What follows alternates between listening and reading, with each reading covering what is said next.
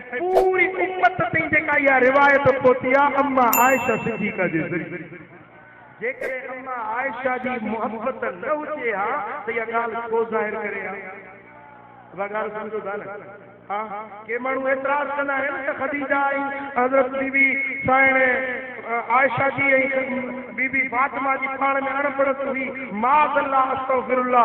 अगरि के हिकिड़ी रत्ती बराबर पे अम्मा आयशा जे दिल में अहिड़ी का शइ हुजे हा त ही शान ज़ाहिर थो करे हा। अम्मा आयशा साइण जी रिवायत करे मूंखे कसम रब जो त महबूबन जे हलण जहिड़ो ॿियो कंहिंजो हलण ईअं न हुयो। मुस्तफ़ा जे हलण जहिड़ो हलण हुयो त बीबी फातिमा ज़हरा जो हुयो। मदीने वारे मीर जे खिलण जहिड़ो ॿियो कंहिंजो खिलण ईअं न हुयो जहिड़ो फातिमा ज़हरा जो हुयो। जीअं महबूब जी गुफ्तगू जो अंदाज़ हुयो अहिड़ो गुफ्तगू जो अंदाज़ ॿिए कंहिंजो न हुयो जहिड़ो फातिमा ज़हरा जो हुयो। जेॾी महिल फातिमा ईंदी हुई त मदीने वारो साईं उथी बीहंदो हुयो।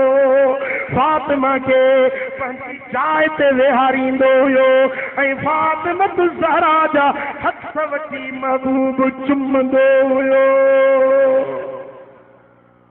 छा हथ वठी चुमंदो हुयो।